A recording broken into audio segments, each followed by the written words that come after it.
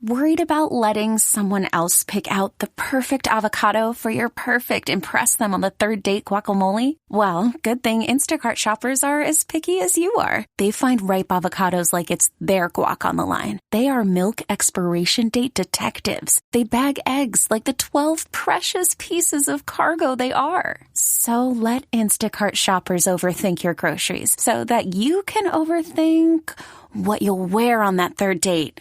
Download the Instacart app to get free delivery on your first 3 orders while supplies last. Minimum $10 per order. Additional terms apply. This episode is brought to you by Progressive Insurance. Whether you love true crime or comedy, celebrity interviews or news, you call the shots on what's in your podcast queue. And guess what? Now you can call them on your auto insurance too with the Name Your Price tool from Progressive. It works just the way it sounds. You tell Progressive how much you want to pay for car insurance, and they'll show you coverage options that fit your budget. Get your quote today at Progressive.com to join the over 28 million drivers who trust Progressive. Progressive Casualty Insurance Company and Affiliates. Price and coverage match limited by state law. You could spend the weekend doing the same old whatever, or you could conquer the weekend in the all-new Hyundai Santa Fe. Visit HyundaiUSA.com for more details. Hyundai, there's joy in every journey. It's time. Time to get in the zone. Time to get in the zone with the 49ers web zone. This is the No Huddle Podcast with Al and Brian.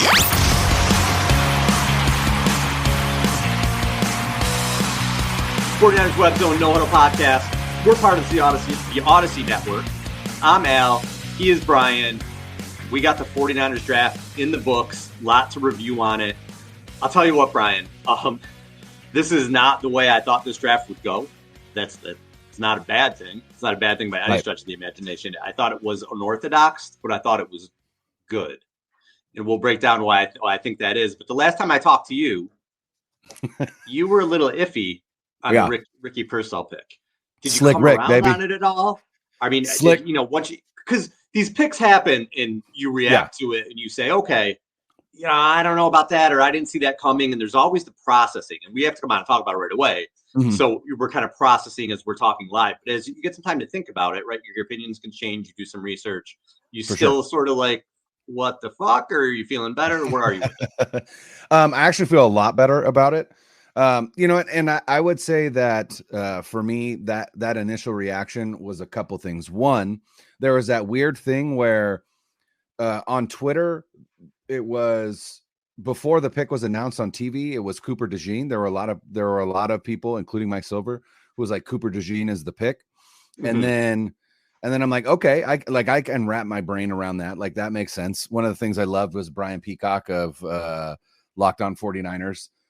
His nickname for Cooper DeJean was Palin Ramsey, which I thought was really clever and really good.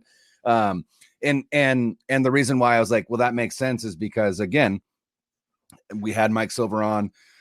He talked a lot about Brandon Staley and the influence he was going to have on this defense. And one of the big positions for a Brandon Staley defense is that star position, where it's kind of like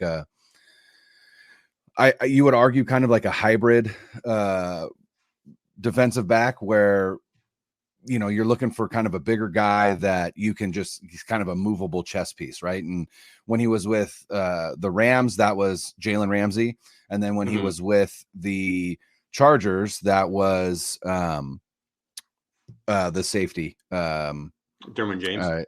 Derwin James, thank you. And so it'll be interesting to see, again, if that is a position that they employ in this defense. I don't know who that will be right now, but that made sense. And then I was bummed because, I had made a declaration on Twitter earlier that day. I said two things that I'm confident in is, one, Brandon Ayuk will not get traded, and he did not. And so I was right there. And the second one was that AD Mitchell was going to be a 49er. And I had heard some rumblings that AD Mitchell was a guy that Kyle Shanahan really, really liked. And so I thought, hey, AD Mitchell is there. Cooper DeJean is there. Johnny Newton is there, a guy that we had drafted twice in mock drafts. And then, all of a sudden it's like, wait, no, it's Ricky Pearsall. And I'd seen Ricky Pearsall's name. And it was always a second round name. In fact, Eric Crocker of Locked On 49ers with Brian Peacock had Ricky Pearsall as the pick at 63, a guy that he liked, but didn't think that they were going to go at 31. So, sure. It was for me, it was just kind of like confusion. Like I thought it was Cooper DeJean. There's all these other guys that I thought were better fits. But then I actually did a little bit of research into Ricky Pearsall, and I really, really liked the pick. And it fits, and this pick really fits a theme in this draft that we'll get to in a little bit, but very, very athletic, a route technician, very similar to Brandon Ayuk, might even be a little bit better than Brandon Ayuk, or at least better than Brandon Ayuk was coming out of college. They played on the same Arizona State team, which I think is interesting. In fact, Brandon Ayuk, texted Lynch and Shanahan and was like, not going to lie, fire pick. And I was like, okay, yeah. Brandon Ayuk is high on this guy. Steve Smith, who I respect as an analyst and as an overall badass wide receiver, loves Ricky Pearsall. Brian Baldinger had him as his fourth or fifth best wide receiver. So yeah, he called him a bigger, faster Julian Edelman. I think exactly. And I believe it was it was either Dane Brugler or Greg Cosell. Either one. Cosell is high on the pick as well, which again, another guy I respect a lot. But one of those two called him Velcro hands, which I'm like, that's again fantastic. Yeah. And I think it fits with, and like I said, I sense a theme in this draft class, and we'll get there in a little bit, but I think it fits this theme that we're gonna see. And I think this is a Brock Purdy pick. I think this is a pick for a quarterback who his superpower is anticipation, and you need to be where he thinks you're going to be. And in order to be there, you've got to be a tremendous route runner. And that's what Ricky Pearsall is. And then on top of that, when you look at really how the offense faltered in the Super Bowl, it was once the Chiefs went to press man in the second half and Shanahan didn't really shift his game plan. It was still Debo heavy. Debo could not get open. He just couldn't. Right. Brandon Ayuk was getting open, but he wasn't the read in those progressions, right? It was a Debo-centric, or at least it seemed that way, Debo-centric game plan. And so, Ayuk wasn't getting the ball in the second half.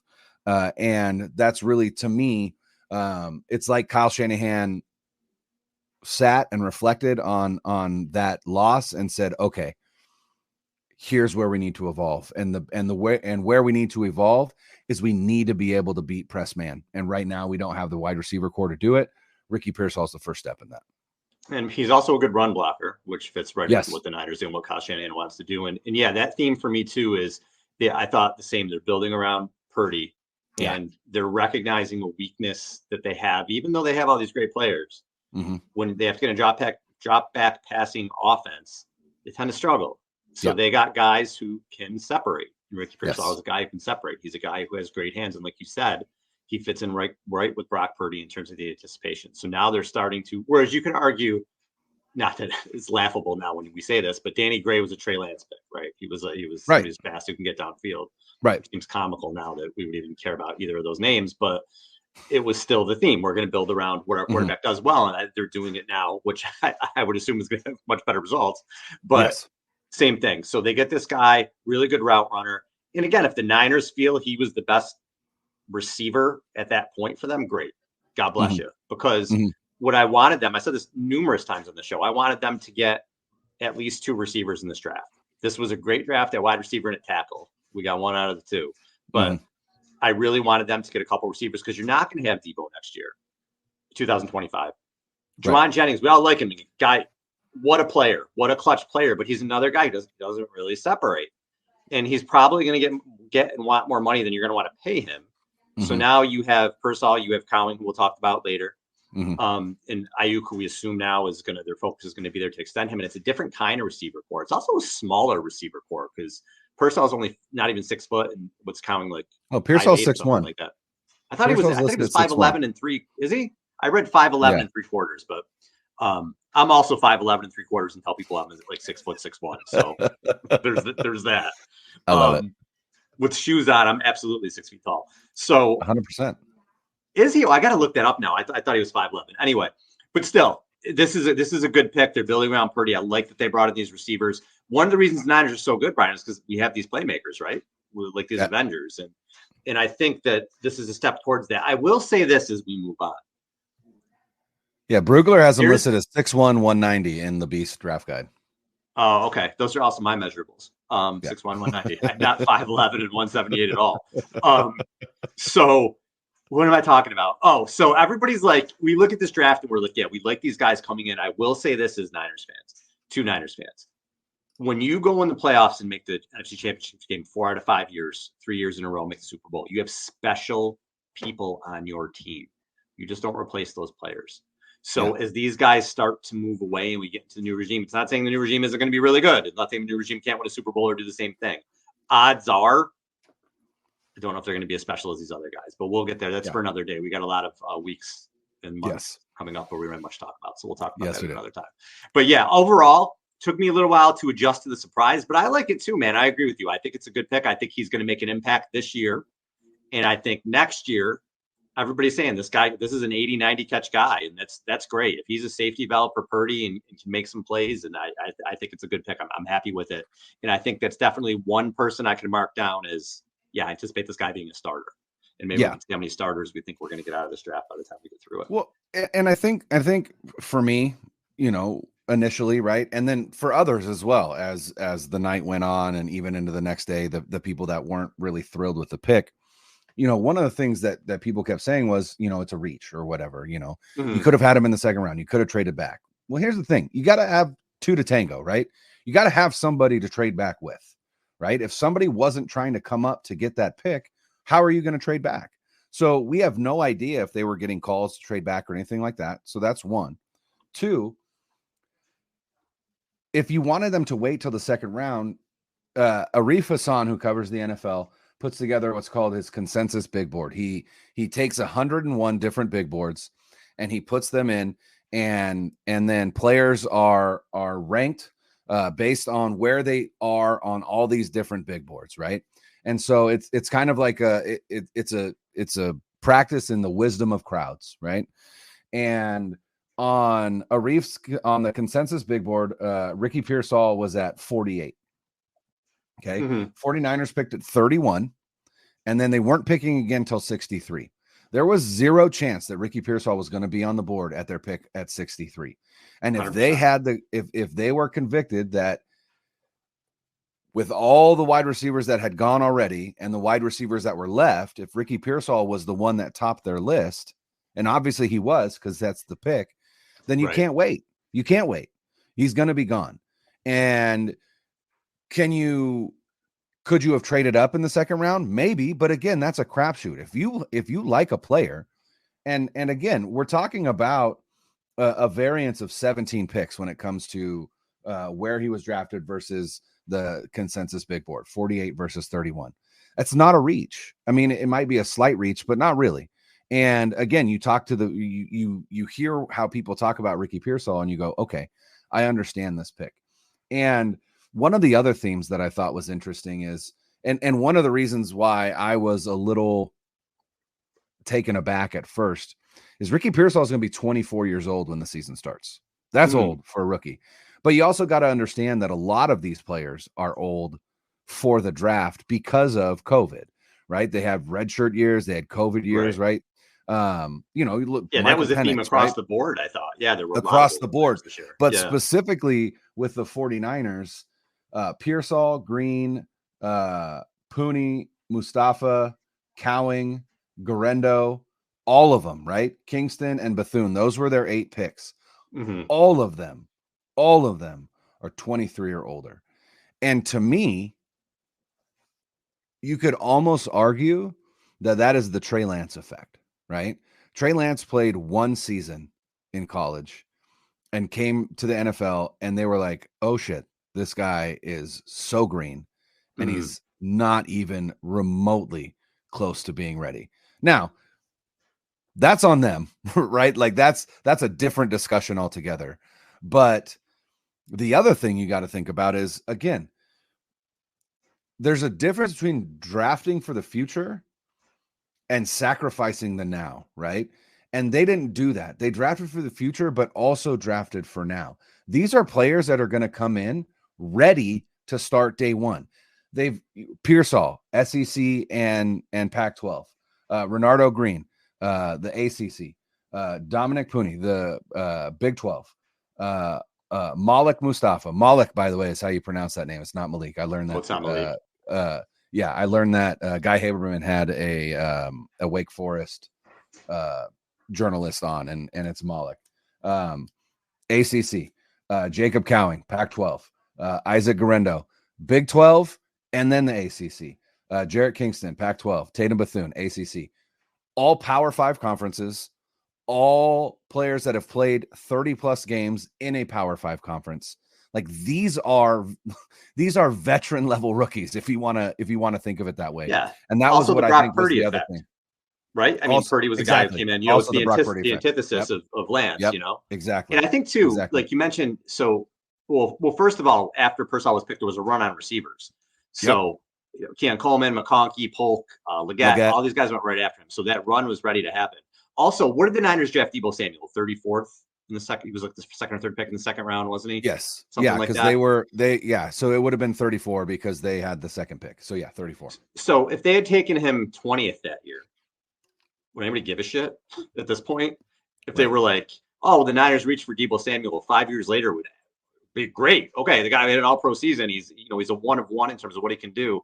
Who gives a shit if they took him at 20 or 34? Could be the same thing with Pearsall. If he catches 80 balls next year, who cares if they took him at 31 or 63 or 31, or they traded up to in the 50s or whatever. So I think all that's a little bit overrated if he's the right guy. Time will tell, but we'll see on that. The other thing that I was going to say, the last thing about Pearsall is his relative athletic score, which I can't remember the gentleman's name, but Math Bomb is his Twitter handle.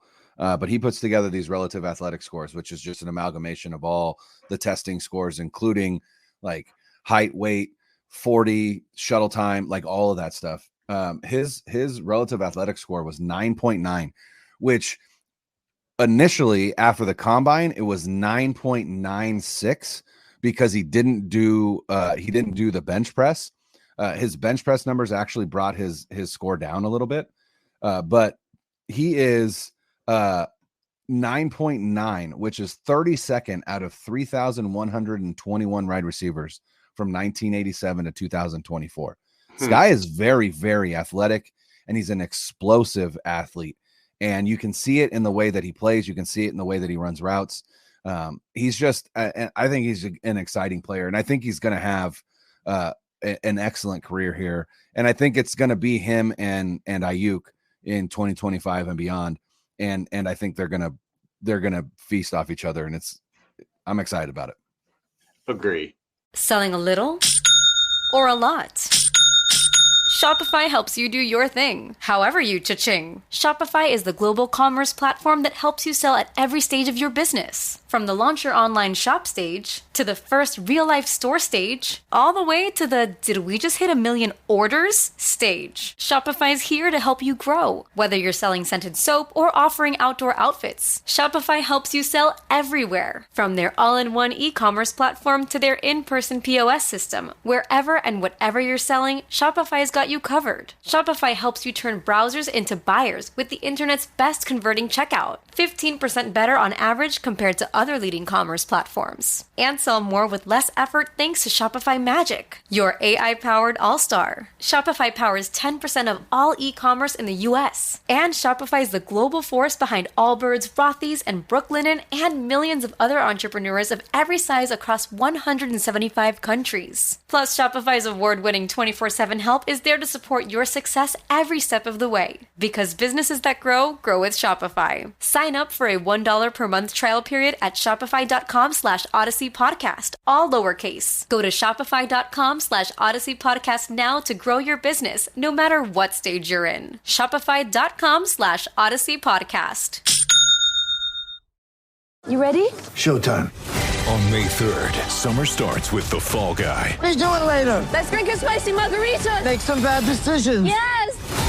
Audiences are falling in love with the most entertaining film of the year. Fall Guy. Fall Guy? Fall Guy. That's what the poster said. See Ryan Gosling and Emily Blunt in the movie critics say exists to make you happy. Trying to make it out? Nope. Because I don't either. It's not what I'm into right now. What are you into? Talking. Yeah. The Fall Guy. Only in theaters May 3rd. Rated PG-13.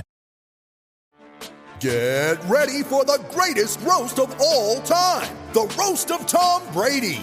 A Netflix live event happening May 5th.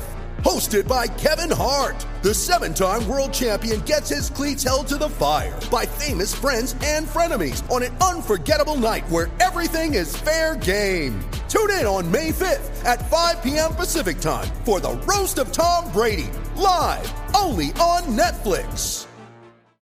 Now, what I think the most polarizing pick was, and the pick that he's going to have to prove some stuff to me, because again, I'm not going to pretend I sit and watch all these Florida State games and I'm overly familiar with everything Renardo. Tatum Bethune.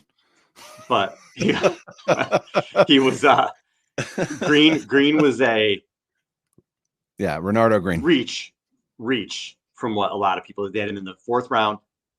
And I think in watching him, it seems like he plays very physical. I worry at this level that he's going to get called for a lot of holding penalties. He seems to use his hands a lot. Now, look, the Niners certainly know more than I do. But the other thing that was a little bit curious about this to me, so the Niners traded back one spot with the Chiefs, right, for this? And two things happened here that had me a little bit like, the first was that a player they really liked, Roger Rosengarten, was taken by the Ravens, who draft really fucking well all the time. And I don't know if the Niners were hoping he was going to fall to them. I don't know if they had no interest in him. I saw that and I'm like, why didn't you trade up a couple spots? Why that dude is there? And I thought as it was falling, okay, all right, it's looking this way, right? They're going to take Rosengarten. And then when they didn't, I was kind of pissed about that. And then they trade back, and obviously they had no interest in Kingsley Sumatea at all. Who the Chiefs traded up. Right. Who they literally traded out of that pick so the Chiefs can take him. And note to NFL teams, please stop trading with the Chiefs. Please. Even if they can help, just don't. Just hang up the phone. Please. Yeah. Please. But they trade. Especially if they're beating you. Right. Like the Bills and the Niners, you're the two teams, maybe you don't trade with them. Right. Just, So you have to look at it. If these two guys are starting right tackles for the next 10 years, and they might be because they went to really good franchises who know what they're doing. And the Niners reached on a corner in Renardo Green, who's, I don't know, a decent nickel guy, or he's just not very good. I circle that pick for a long time, but we don't know that. And again, everything right now, I say benefit of the doubt because obviously the regime has earned it. But with Green, I do think you're going to check off another box where I don't think they're going to re-sign both Ward and Lenore. So they drafted him in the 2nd round. You would hope so, with the anticipation that he's another starter in 2025. So that's 2. But I look at that pick. I think that's the most polarizing pick. And I know a lot of people who are very smart really like him. So again, I'm not saying I watched all this film, and just from what I've read and the people watched and the people that were taken before him, that's a name to circle, because that could be the pick in this draft where you look back in 5 years and you'd be like, what was going on there?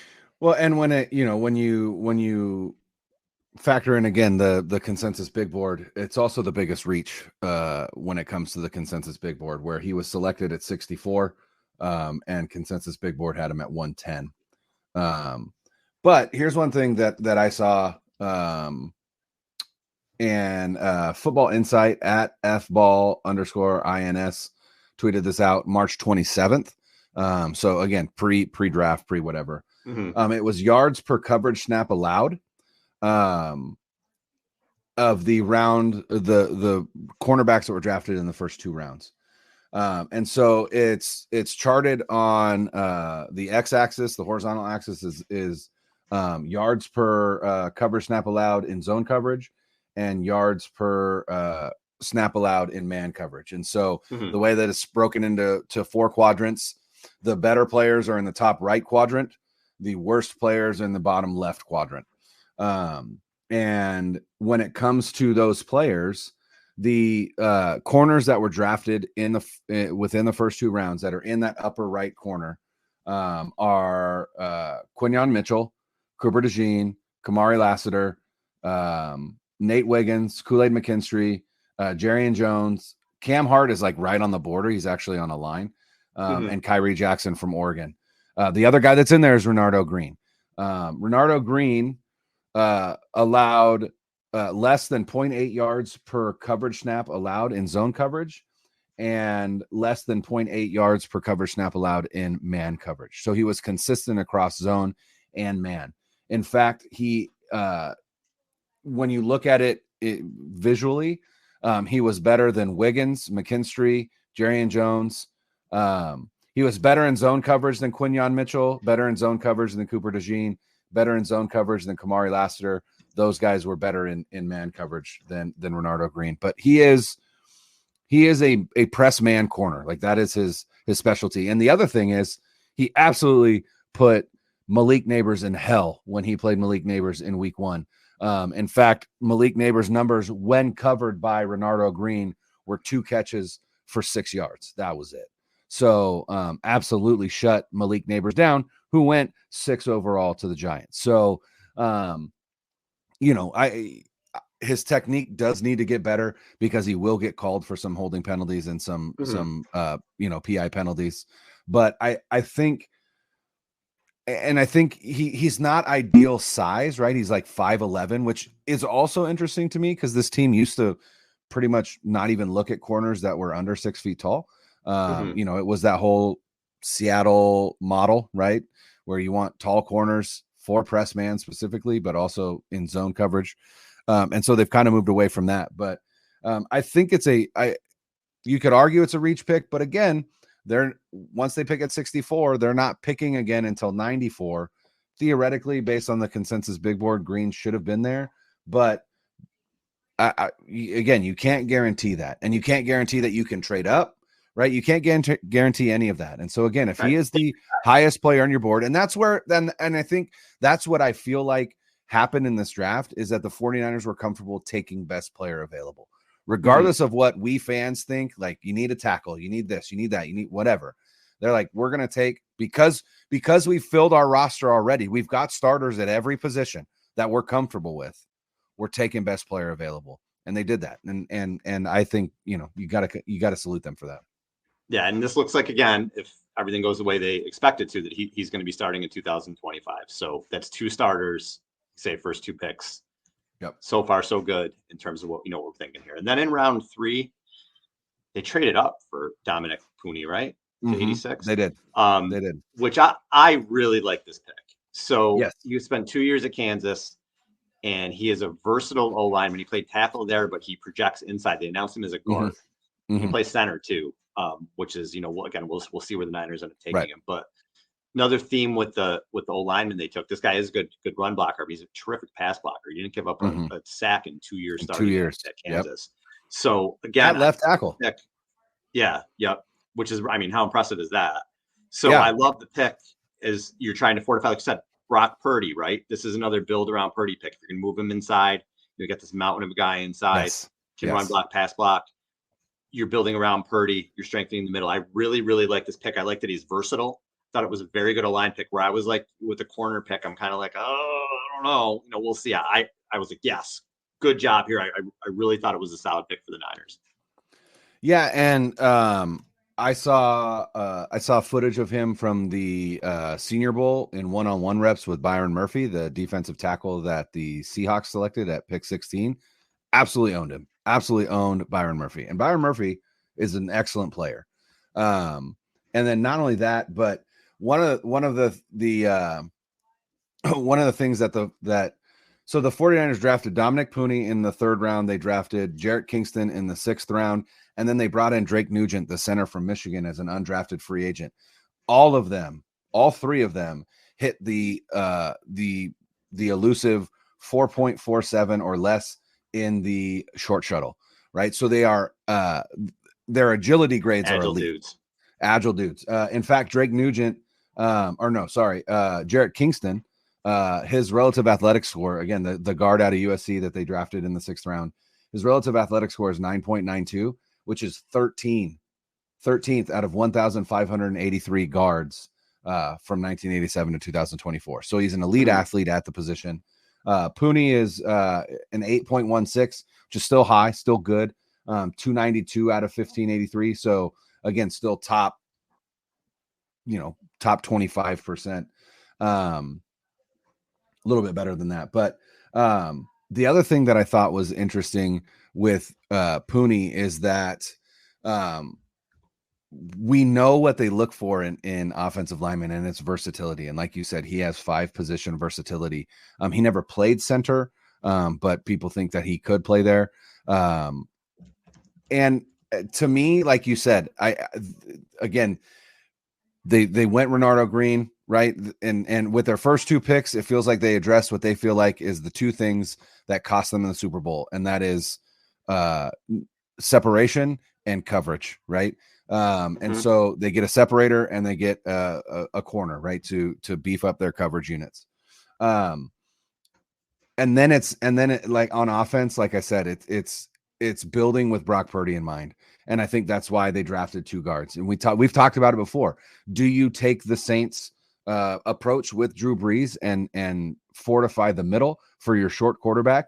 It certainly seems like they think that's the right thing to do, because you've got Pooney and you've got Kingston, but then you've also got Feliciano you brought back, and you've got Aaron Banks. And so these are probably replacements for one or both of those guys, depending on whether they want to pay Banks or not. But Pooney also has a mean streak, but you can see him. There's film of him and the way that he gets to the second level and just punishes dudes. I guarantee Kyle Shanahan loved it. So yeah, another pick that I thought was awesome. They picked him at 86. Consensus big board was 78. So that's a value there. For them. So yeah. And looks like, again, somebody else. Let's check that starter box, right? We expect him in 2025 that he's at least probably one of the 2 guards. So again, I like, and possibly push McKivitz if that's what they want to try, right? There is that possibility. Whether or not they put him at tackle, we don't know. But there is that possibility, because all you want is your 5 best out there.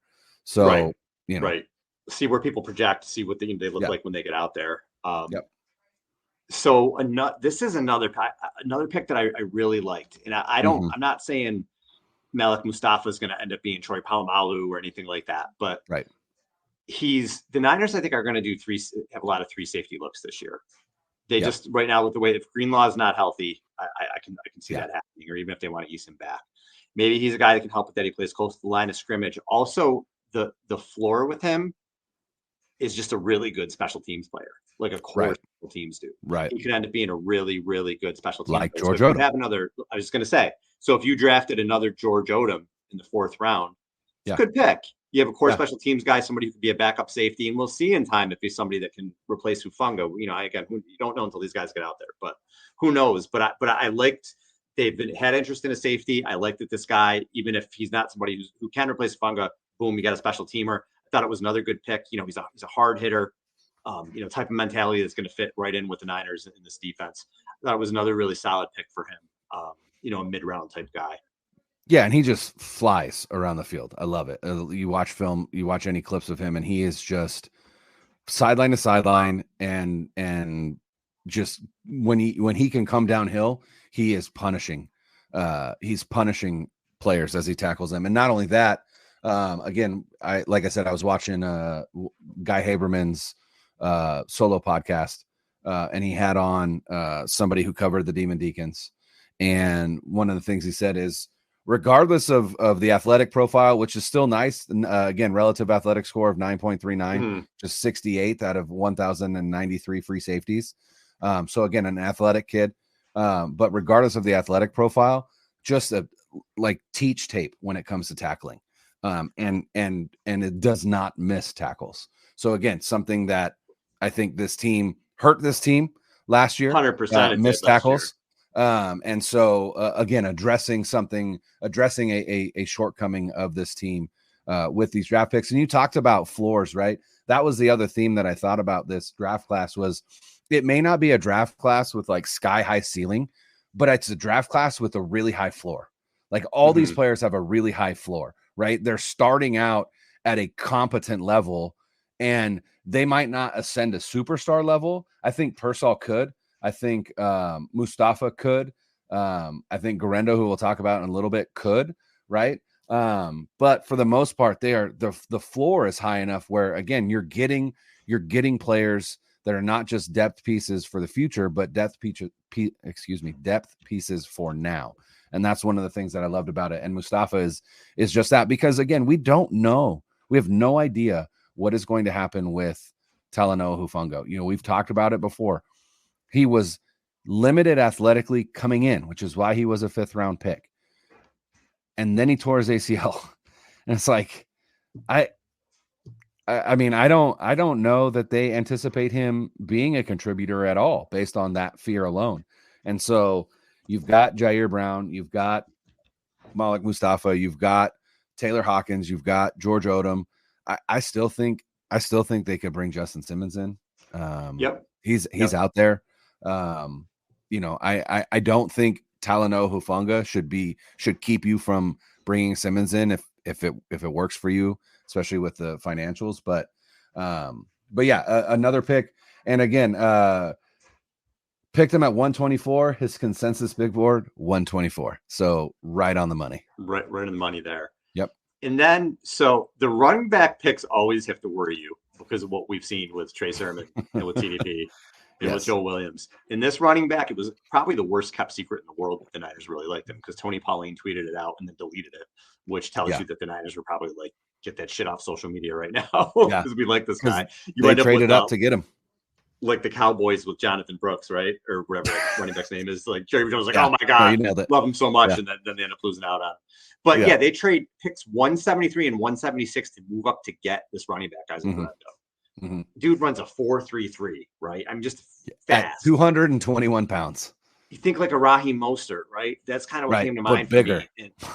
And 6.1 yards per carry last year. I don't know if I said that or not. Yeah. But it was only really 1 year of production for him. So he really only had the one good year. Battled injuries. Is that what kind of held him back? Is the injuries? Yeah. So he was initially at Wisconsin, battled injuries for 3 years at Wisconsin, and then transferred to Louisville. So we'll see. The Niners have a really good number 2 running back now who battles injuries. We'll see if he's somebody that can come in. Odds are probably, drafted free agent will be better because that's just the way the Niners roll. They draft somebody and end up playing Matt Breida or Jordan Mason or somebody. But we'll see. Again, it's exciting when you get somebody that fast with Kyle. They obviously see something in him. They obviously carved out a role for him, or think they're going to be able to carve out a role for him.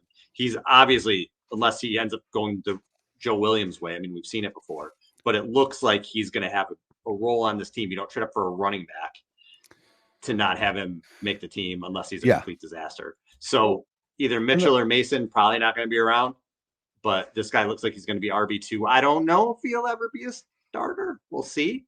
Yeah. Again, if McCaffrey really only has 1 year left, but he could at least, I think they need to give McCaffrey a little bit of a rest here during the season, a little bit more, keep him ready for later. So if this is somebody that can come in and you're comfortable giving him 5 to 6 touches a game, I think you can go ahead and do that. But the running backs, again, I got to see it, man. But we'll see how it goes. It is exciting though that they found somebody that fast that they like. And in 2024, I think where he carves out his role is as kick returner. We talked about kick returns are back, right? With these new rules, there are going to be games that are swung by kick returns. And you can get creative with it. Absolutely. Yes. And so you've got Isaac Guerrero now, 4.33. You've got Jacob Cowing, right? We kind of passed over him. We talked about him a little bit. He was their other 4th round pick. We'll get to him next. Wide receiver out of Arizona. But you've got Guerrero and Cowing and Pearsall who could return kicks. And then you've also got Debo. You've also got Debo who could be an absolute weapon in kick returns. So I think the other thing is a theme of this with Pearsall, Green, Mustafa, Guerrero, Cowing. You've also upgraded your special teams, your coverage units, and your return units. And I think that's another important aspect of this draft to take a look at is, overall picture. You've also gotten better on special teams, which is important. What happened in the Super Bowl with special teams? Did that work out okay? It did not. It did not. Think that was on Kyle's mind? I'm sure. Sounds like it was, sure. Right? Yeah. The things that happened in that game, some of the stuff with the interior, with the receivers not separating, with the shit show that was special teams, and there really were some shit show things there. again, it was a -8 points for them on special teams. It was like they were like, okay, some of those things were like, we know what our weaknesses are, and they went right out and attacked those weaknesses. So I respect that. Even though you're pissing off or maybe walking away for some really big names that got you really close, saying, well, this is where we think we can get better, even though we do have some of these big names. So that's not always easy to take that step, but it looks like they're doing that. So, and then you mentioned the next pick, another wide receiver, Jacob Cowing, another dude who can separate, right? That's the theme that we have with them. You mentioned what he could bring on special teams. This was another pick that I really, really liked. He is a smaller guy, but he's somebody Shanahan talked that he's similar to what they got with Pearsall. Says he's got the speed to get up on top of people and threaten you with a go route. He's got quickness inside. He's shifty. Taylor Gabriel, maybe, right? I was say he's just teeny. He's just teeny. A little bit. That's it. Yeah, 5'8". So yeah. So it's like somebody else that Kyle can use as a weapon. I don't think he's going to be an Ayuk or a Pearsall where he's catching 7 or 8 balls a game, but maybe that Taylor Gabriel role that they had with Falcons. So another good pick, another support Purdy pick that I liked, and somebody who I think could definitely carve out a role on this team. I don't know how much playing it this year, other than maybe special teams, but in 2025, he's somebody who's going to be a little bit more involved in the offense. Yeah, I think when it comes to these wide receivers, right? They drafted Pearsall, they drafted Cowing, and they also brought in, as an undrafted free agent, they brought Terrell Owens' kid Tariq in. Yep. I think the players that need to be on alert about their roster spot are Ronnie Bell and Danny Gray. I don't even need to see Danny Gray's not going to be on this team. We don't really need to talk about it. But I think Ronnie Bell is going to be fighting for a roster spot, and Chris Conley as well, who they brought back, who did well in the Super Bowl. But again, when you bring in 3 rookies, you got to figure that out. But the other thing that I think is interesting about all of these draft picks, and again, the last theme that I saw, outside of Isaac Guerrero, who battled injuries early in his career, later in his career, he played full seasons with Louisville. They are very, very, very durable players who haven't missed any time. No time. I don't think Pearsall's ever missed a game. Green's never missed a game. Pooney's never missed a game. Mustafa's never missed a game. Cowing's never missed a game. Guerrero early in his career did. And I don't think Kingston did either. So again, another theme that goes with what the 49ers have struggled with, right? They have wide receivers who have missed games, one wide receiver in particular, right? And the other thing that Pearsall and Cowing have in common is, like I said, Pearsall's 6'1". He's not small, but he's not 6'3", 6'4", right? Cowing, like I said, is 5'8". Neither one of them have any fear whatsoever about going over the middle, and I love it. And that's another very important aspect of playing wide receiver in this offense, for the 49ers. Yeah. You have to go over the middle, and you can't be afraid to go over the middle.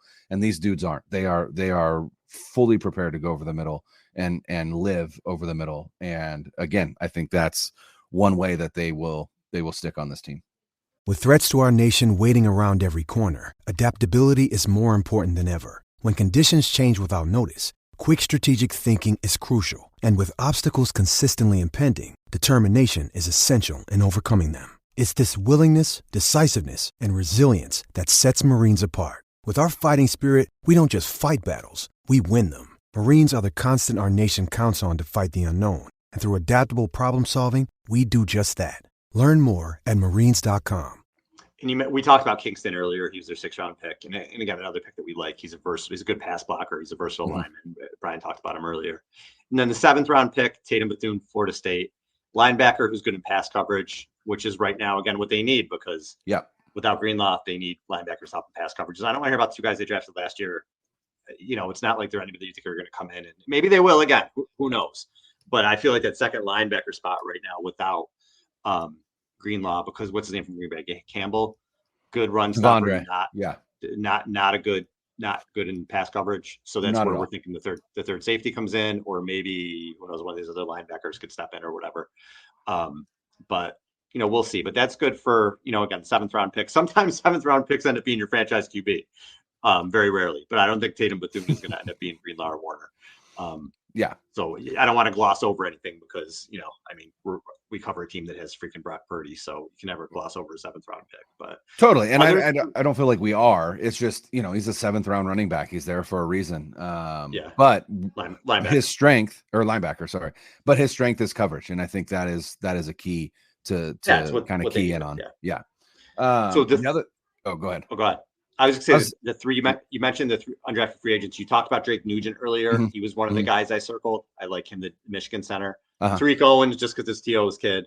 And the other was Cody Schrader, the running back, who's actually 8th in the Heisman Trophy voting, which I had no idea. 1,600 yards in the SEC as a 5'8" running back who's not fast. It's wild. Crazy. So he's a guy, again, like they traded up for Grendo. If you told me Schrader was a backup running back, I wouldn't be surprised. The way things happen with this team, would not be surprised at all. But that's another name that I circled. Like, I can't wait to see this guy. Maybe we will have 2 new running backs behind McCaffrey this year. Well, and one thing that was because I looked up Cody Schrader because I'm like, who's this guy? Like, what is he? So he was Dane Brugler's 14th ranked running back. He had him as with a 5th or 6th round grade. Again, 5'8", 202, 4.6 40. Just not an elite athlete in the slightest. But one of the things that he does have is elite vision, which is what you need in an outside zone scheme. So I think that he will. I think that he could find a role. But it would be, to me, it's similar to like Jeff Wilson, right? Where he's not the size of Jeff Wilson, but he's going to get you those gritty yards that you need. Because right now they don't have anybody to do that, right? That's not necessarily Elijah Mitchell. I mean, he's big enough, but he's fragile. Garendo, again, is a speed guy. Even Jordan Mason. But what Schrader and Garendo have in common is they are good pass protectors. And that is where Jordan Mason just hasn't gotten there, and that's why he doesn't see the field. And it's like, I would love to see him on the field more, right? He runs with authority, but if you can't pass protect, then you can't be out there. And so that's where I think Garendo and Schrader have the inside edge on Jordan Mason. And then again, to me, it's Garendo competing to see if Mitchell stays on the roster or not. The other undrafted free agent that they brought in, and I think it's important to highlight because they gave him $280,000, which tells me that they very much are. They anticipate him making the team, is Evan Anderson, the D tackle from I think it's Florida Atlantic. He is 6'1", 320, kind of a nose tackle, but a run stuffer. Which is a huge need for them. A huge need. Yeah, a huge need. And so when you look at the 8 players they drafted and then the undrafted free agents that they brought in, we talked a lot about leading up to the draft. Pay attention to top 30 visits. Pay attention to top 30 visits. Dominic Pooney came in on a top 30 visit. Jacob Cowing came in on top 30 visit. Tatum Bethune came in on a top 30 visit. Evan Anderson, the undrafted free agent that they signed, came in on a top 30 visit.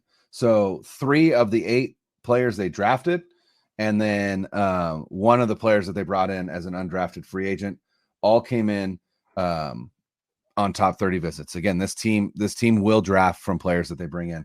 What I thought was interesting, though, is Renardo Green is not a guy that they brought in. Kingsley Suamatia is, and they still didn't draft Suamatia, and they drafted Renardo Green. So I thought that was interesting. So there's 3 concerns I still have after this draft. And I know you can't address everything in a single draft, but three things stick out to me right now. One is the tackle position. And the reason for that is because Trent Williams is getting older. And again, one of my worries about this team this year is regression, just because it happens. People get older. I mean, Trent Williams is going to the Hall of Fame. He's one of the best left tackles ever. He's still going to be 36, right? He's still, even if he plays great this year, is he going to be around the year after? We don't know. As they get older, does he get hurt more? Is there even, little regression for him? He's still a great player, but sure. The age with him, just as far as how much longer he's going to be around. And then McKivitz, younger guy, but he wasn't great last year. So those tackle positions, the future of that does worry me. Now the Niners may be in just like, listen, we'll worry about that next year mode, which I'm sure they can obtain tackles next year if they need to, one way or another. For this year, two things so I think they can get by with their tackles this year. Two things that I am worried about other than that. First, you mentioned they signed the run stuffer as an undrafted free agent. That's great because I am still really worried about their run defense. Yeah. Javon Hargrave, again, I think he is a regression player who is not a good run defender anyway. Malik Collins is I really like that pickup, but he's more of a pass rusher. And people can tweet out as many stats about Jordan Elliott as they want to. The Browns fans would have driven him to the airport. They couldn't wait for him to leave. Right. So I'm not really excited about how that's going to go either in terms of stopping the run. So I'm pretty worried about that teams are going to say, all right, you can pass rush us. Your secondary is improved. We're just going to run the ball down your throats. That concerns me. The other thing is maybe it's less of a concern because you have all these receivers now. If he did go down, you could deal as much as he helps in the blocking of everything. Is you got nobody behind George Kittle, right? So you're putting a lot on George to stay healthy at 31. If you lose him, there's really nobody else unless when Shanahan was asked about Latu, he did not seem like he was very thrilled with him talking about he did not being on the field. And I don't think that guy's going to break camp with the Niners unless he, really has an amazing turnaround. But so that's the other thing. Tight end, I was like, you got to take one, and they didn't. Yeah. So again, I don't know what's going on there, but you still have one of the best tight ends in the league in Kittle. So that's not like, they'll be fine. Again, tackles, they'll be fine. They'll be fine this year. I'm more worried about next year. So I guess the biggest worry out of the three things that I'm worried about is defensive tackle and being able to stop the run. Because right now, undrafted free agent aside, it may be great. Make him in to be a DJ Jones type thing. DJ Jones was drafted in the 6th round or whatever it was. I think they're going to have problems there. And I don't think they have anybody to really stuff the run. So that does worry me a little bit. That and then the regression aspect of everything, which nobody's talking about. But yeah. To me, the biggest concern is still tight end. I've been screaming for this team to bring in a competent tight end to feels like for 5 years now. And it just doesn't seem to be something that they find to be important. And I don't get it. They did bring in a tight end as an undrafted free agent. I am not remembering his name right now. And he came from a school that's, again, not a Power 5 school. But there's really nothing outside of George Kittle. And that concerns me because if Kittle goes down, yikes, because there's nothing there. There are some tight ends that are still available via free agency. Robert Tonyan is one. There's a couple others. I can't remember their names right now off the top of my head, but I am concerned about tight end too. Outside of that, like you said, I agree that stopping the run is something that concerns me, not only because they were exposed in the playoffs and late in the season. I remember that Cardinals game where the Cardinals just ran all over the 49ers 2 weeks before the playoffs started. Also, Brandon Staley's defenses aren't good at stopping the run. So that's the other thing that concerns me a little bit. So, and Detroit, the Rams, these are teams in your conference now that can really run the ball. Yeah. Yeah. The Rams beefed up the middle of their line. They're running gap scheme all day long. Like they don't, that's what and they, they have Kyron Williams and they drafted a running back. Blake Corum. Blake Corum. That's what it is. Yeah. Yeah. So they're going to be really good again this year if Stafford stays healthy. Yeah. The other thing that I guess I'm not concerned. We talk about right tackle. We talk about the kind of pressure that Colton McKivitz gave up. The one thing we have to remember is that every team is putting their best pass rusher on Colton McKivitz because the alternative is putting him on Trent Williams. So it's a little bit like he's literally getting every team's best pass rusher. And so, obviously you want somebody there that could neutralize that, and McKivitz can't, but I still feel like he at least held his own because again, he's going against the other team's best. So, they're confident in their offensive line, and it'll be interesting to see if Pooney gets any opportunity to play at right tackle. Or if, right guard is really where they put him and then he just competes with Feliciano. I don't know. But I am less concerned about the offensive line simply because I think Pooney is an upgrade at right guard, or at the very least, Feliciano, if he can play the whole season, is an upgrade at right guard over what was going on last season, which was like a hybrid Spencer Burford, right? Like if Spencer Burford is not on this team anymore, I'm not going to shed a tear. I don't think that he has what it takes. But we got to remember this is an offensive line that got them to the Super Bowl. Now, part of why they lost the Super Bowl is because of a blown assignment. But again, that was Spencer Burford, and that was because Feliciano got hurt. But if it's good enough to get him to the Super Bowl, then, you know, odds are it's good enough to win them a Super Bowl if some of the other things are different, you know, all things considered. So, to me, like I said, the biggest concern is tight end 2. They really don't have one. You can't really do any 2 tight end sets because there isn't anybody on the team right now that is going to catch a pass at that position outside of George Kittle. So that's my biggest. Willis, Sauber, Eric Sauber's on this team. Yeah, that's my biggest concern. And it'll be interesting to see if they do anything to address it with free agency now that we are in the second tier of free agency, which means any free agents that they're signing don't count against the comp pick formula. So they might dip their toe back in if they feel like, you know, maybe they did want to go into the draft looking for tight end 2 and it just didn't fall their way. And so now they go, all right, well, let's bring in, you know, an outside free agent or something. We'll see. We will see, Brian, because I'll tell you what, we got 3 months before camp starts. Yikes. And not a lot happening. This is the dead time for the NFL. As exciting as the draft is, I mean, we got the schedule. I guess we can pretend that's really, really exciting. And then, just a whole lot of nothing for the next 2.5, 3 months. But we're still going to be here, and we're still going to have guests on, and we're still going to talk about the Niners, and we're still going to find shit to argue about and worry about. You know, I'm going to find something to worry about every week. I'm going to talk about it. And people can tell me I worry too much, but I'm still going to do it. So we'll be here with you guys through the offseason. If the season can't get here soon enough, again, I already feel like first football. But yeah, man. That's it. That's all I got. You got anything else? That's it for me. That's it. It's on to the dead season, and we'll see what that entails for us. But yeah, it's gonna be a long 3 months, but we'll get through it together. Please still listen to us. Thanks. Later. 9 3. 1 2 3.